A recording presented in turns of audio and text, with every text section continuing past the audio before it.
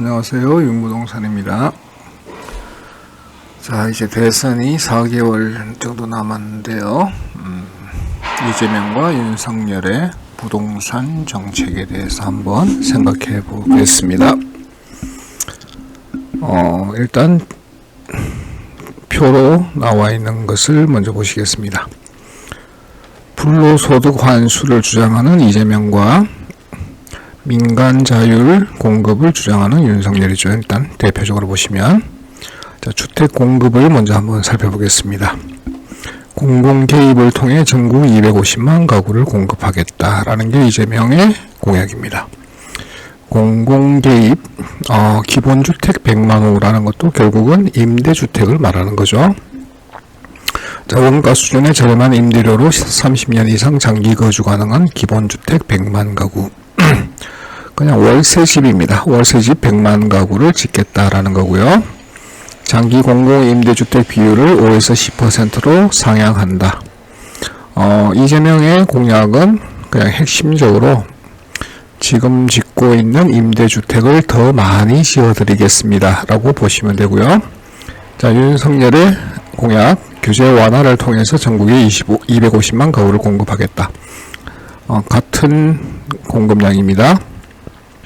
근데 지금 매년 전국에서는 39만 40만 정도의 가구가 공급이 되고 있죠. 실제로는. 자, 수도권 130만 가구를 공급하겠다. 전국 집값을 잡기 위해서 물론 지역별로 차이를 띠긴 하지만 상징적으로는 수도권의 집값 안정화가 되면 전국적으로 안정화 추세를 보이는 건 맞습니다. 심리적으로. 자, 무주택 청년 가구에게 원가로 주택을 제공하는 청년 원가주택 30만 가구. 이건 제가 생각할 때는 별로 대책이 없는 그런 공약인 것 같습니다. 역세권 인근 국공유지를 개발해서 공공분양하는 역세권 첫집주택을 20만 가구 공급하겠다. 이것도 토지가 그렇게 공급이 쉽지는 않을 겁니다. 그래서 이런 공급을 하겠다라고 하는 것은 좀 그렇게 현실성은 없어 보입니다. 자, 규제, 그 다음에 부동산 세제 및 규제 측면에서 이게 더 중요하다고 저는 생각하는데요. 자, 이재명은 규제를 강화하겠다. 윤석열은 규제를 완화하겠다. 규제를 강화하겠다라고 하는 이건 지금 문재인 정부가 계속 해온 거죠. 자, 아주 쉽게 말씀드려서 지금까지 규제를 강화해 왔는데 아파트 가격이 어떻게 변화했는지를 생각해 보시면 규제 강화를 하겠다라는 이재명의 말은 앞으로 아파트 값이 더 오를 거다라고 생각해 보시면 됩니다. 자, 국토보유세를 신설한답니다. 부동산 실효세율을 0.17에서 1%로 올리겠다.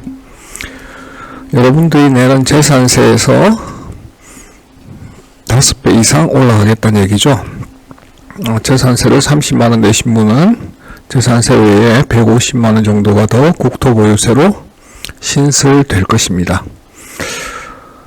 물건 가격에 세금이 부과되면 물건 가격은 당연히 상승하게 됩니다. 자, 반면 윤석열의 공약은 1세대 1주택자 재산세 부담 인하시키겠다. 보유세와 양도소득세를 인하하겠다. 이건 이제 세금이 내려가는 효과를 가지겠죠. 부동산도 물론 다른 공산품과는 차이가 좀 있긴 하지만 경제 상품이라는 측면에서 보게 되면 가격 하락의 요인이 될 수 있는 게 세부담 완화가 되는 거겠죠. 자, 분양가 상한제, 분양원가 공개, 후분양제를 실시하겠다는 게 이재명의 공약인데요.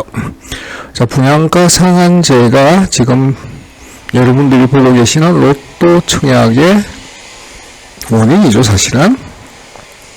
로또 청약을 계속 그대로 할 수 있도록 하겠다라는 얘기가 되는 겁니다. 분양가 상한제를 실시하게 되면 민간의 공급은 확 줄어들게 되는 거고요. 지금 둔촌주공이 계속 분양을 미루는 이유도 결국 분양가 상한제 때문이거든요. 공급이 계속 일어나지 않게 되는 겁니다. 공급이 일어나지 않게 되면 가격은 당연히 상승할 수밖에 없습니다. 분양 원가 공개. 이 분양 원가 공개라는 게 말이 안 되는 게요. 자, 토지의 원가는 얼마인가요? 측정이 안 되죠. 자, 후분양제 실시한다. 후분양제를 좋은 것으로 생각하시는 분들이 계시던데, 후분양제를 실시하면 분양가가 선분양할 때와 후분양할 때 분양가가 같을 거라고 생각하시는데요. 아닙니다.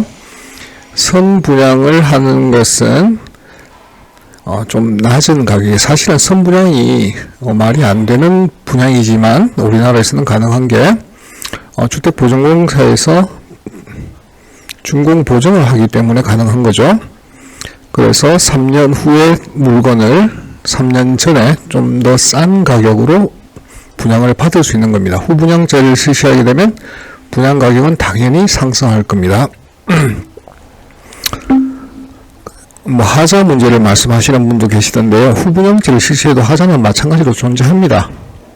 하자는 하자 관리를 얼마나 잘 해주느냐의 문제인 거지, 선분양제, 후분양제와 관련있는 건 아닙니다.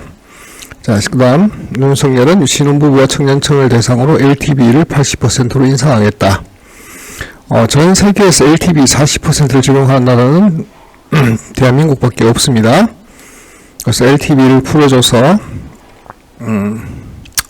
대출을 이용해서 주택 구입을 가능하게 해주겠다라고 하는 완화 정책이고요. 자, 그 다음 부동산 백지 신탁제, 부동산 취득 심사제, 부동산 감독은 신설하겠다라는 게 이재명의 공약입니다. 자, 일단 부동산 백지 신탁제는 고위공무원들에 관한 얘기니까 고위공무원들 안 되실 분들은 신경 쓰실 필요는 없지만, 어쨌든 말도 안 되는 정책에 해당하는 거고요. 부동산 취득 심사제 도입하겠다. 부동산 살 때도 허가를 받으란 얘기가 되겠죠. 부동산 감독원을 신설하겠다.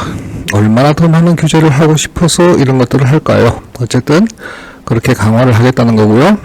자, 윤석열의 정책은 임차인 주거 안정을 위한 전월세 시장 제도를 개편하겠다. 이것도 그냥 뭉뚱그려 말하는 것 같은데요. 임차인 주거 안정을 위한 방법은 전월세 물량이 시장에 풍부하게 나오게 하고, 그 다음 여력이 되는 사람들은 자기 집을 살 수 있게 도와주는 제도를 펼쳐주는 게 국민들의 주거 안정을 위한 방법이지 않을까라고 생각을 합니다. 자, 이재명과 윤석열의 부동산 공약을 간단하게 비교해 보셨는데요. 자, 이재명 후보가 만약에 대통령이 된다면 규제는 강화될 것이다. 지난 문재인 정부 4년 넘게 강화되면서 아파트 가격이 어떻게 변화되셨는지 보셨던 분은 이 사람이 규제를 강화하게 되면 아파트 가격이 지금보다 훨씬 더 폭등할 가능성이 있다는 생각을 한 번쯤 해보셔야 되는 거고요. 자, 윤석열 후보의 공약 규제 완화가 되게 되면 세금이 완화되면 당연히 매물들은 좀 더 편하게 나올 것이고, 가격도 어느 정도 하락 가능성이 있어서 안정화에 도움을 줄 수 있을 거다라는 걸 생각해 보시면 되겠습니다. 자, 어느 쪽이든 정반대의 가격 방향을 보일 가능성이 있습니다. 물론 급격한 변화는 일어나기 힘듭니다만 향후 3년, 4년 후쯤에는 어느 방향으로 주택 가격이 맞춰질 건지 생각해 보실 수 있을 것 같아서 이 두 사람의 공약을 한번 살펴보셨습니다.